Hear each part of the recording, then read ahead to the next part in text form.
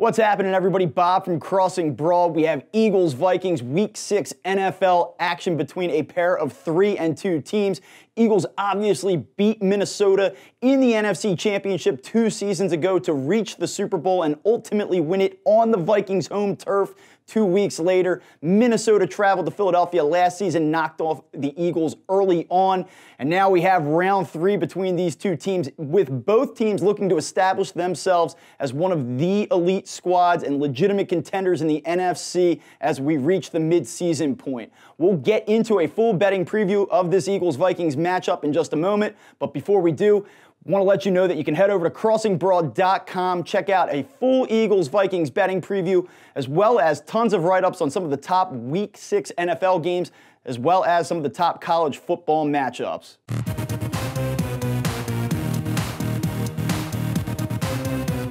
You give me a rain. All right, so we have Eagles and Vikings on Sunday afternoon. It's a 1 o'clock kickoff. As we can see here, the Eagles come into this game as a 3-point underdog, plus 132 on the money line, total set at 44. This thing has jumped all over the place. I've seen it at 42.5, 43. 44 is the number that we have as we record right now. And this is kind of one of those something has to give games, with the Eagles 5-1 against the spread over their last 6 games on the road. Minnesota, meanwhile, 5-1 ATS in their last 6 home games. I have to say, I believe in the Eagles. I think they can win the NFC East. I believe they're going to eventually go on a run. I do. But I have concerns about this game this week, and there are numerous reasons why, and I'll tell you. We come into our analysis every week and we start with a clean slate. We don't have any bias going in. I don't look at it and say, well, I think.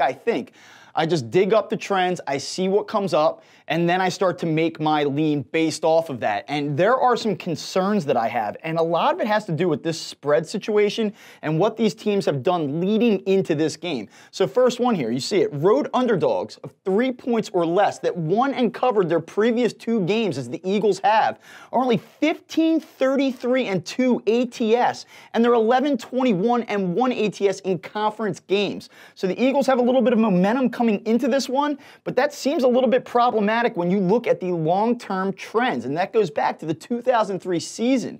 Now, same thing here, a little bit of a twist on it. Road underdogs of 3 points or less that won and covered their previous 2 games are 9-27-1 ATS after the month of September. So they're even worse when you go deeper into the season. That's a concern.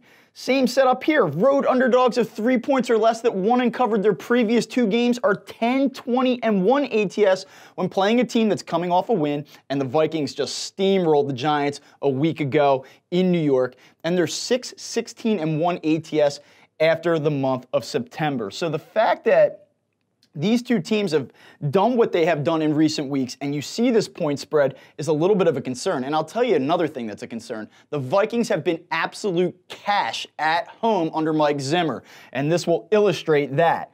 Take a look here. Vikings are 29-12-1 ATS under Mike Zimmer at home, and they're 23-8-1 against the spread as a home favorite. And by the way, they're also 8-2 against the spread when favored at home by 3 points or less. So what this tells me is that Minnesota, on a short line at home as a favorite, has excelled over a fairly sizable sample. And that, to me, is a huge concern for the Eagles ahead of this game. One final thing that I don't like about backing the Eagles against the spread this week. Minnesota's 6-2-1 ATS as a home favorite against teams coming off a win, and 4-0 ATS when favored by 3 points or less against such teams. So it's this setup, it's the spread, it's what each team's done leading into this game that really gives me some concern. And something else that gives me a ton of concern is this Eagles secondary trying to stop Stephon Diggs, trying to stop Adam Thielen. Can they do it with a banged-up secondary? Yeah, they generated 10 sacks a week ago, but that was against Luke Falk and a decimated New York Jets offensive line. This is going to be a little bit of a different game. Now, I don't want to oversell what Minnesota can do on the offensive side. We saw 2 weeks ago at Chicago, they produced 6 points. They were absolutely terrible in that football game, but it looked like Kirk Cousins found something that he can build on against the Giants a week ago. So what version of the Eagles defense are we going to get? The one that can't get to the quarterback, the one that can't cover on the back end? Or are we going to get the one that continues to stop the run, this time against an elite running back in Dalvin Cook, and then force Kirk Cousins to make plays? And can he do it? Now, if they force him into 3rd and longs, then yeah, I think the Eagles have a shot in this one. But if Minnesota can continue to run the football with Dalvin Cook, who's been outstanding, over 700 total yards from scrimmage so far this season in only 5 games, it's going to be a long, long day for the Eagles defense in a difficult environment. As we saw, Vikings have a lot of success under Mike Zimmer at home. So it's going to be a tough, tough spot for the Eagles to grab a win. Now look, I know that we just threw out a ton of information and a ton of trends that make the Eagles look like a terrible play this week, but that would be completely ignoring the fact that at the end of the day, it's still Carson Wentz versus Kirk Cousins, and you have to have some hesitation about backing Kirk Cousins. I'm sorry, it's just hard to do it. Now, that being said, there is some information out there that does support a play on the Eagles, and I know if you're watching this video and you're in the South Jersey, the Philadelphia area, you probably want to bet on the Eagles Sunday, so let's get into some stuff that'll make us feel a little bit better about that. All right, so let's start here. Eagles have put up 30-plus points in consecutive games. You should know that they've been able to ride momentum a little bit in that situation. They're 4-2 ATS under Doug Peterson when they've scored 30 points in a game back-to-back. So know that. Here you go. Just a little bit playing with trends and situational type stuff. We did this earlier and we saw how advantageous it was in favor of Minnesota. Here is one that we were able to dig up though that helps the Eagles. Home teams favored by 3 or less that won their previous game by 16-plus points, playing a team that's coming off a 16-plus point win, are only 3-10-1 ATS and 0-3-1 ATS during the month of October. Now, that seems pretty unique, pretty specific, but really what that shows us is when we have 2 teams that are coming off of blowout victories going head-to-head, as the Eagles and Vikings are after the Eagles pounded the Jets and the Vikings ripped apart the Giants, and we get a short line for the home team, they have not been that successful in this spot. So that's something to consider. And also consider this.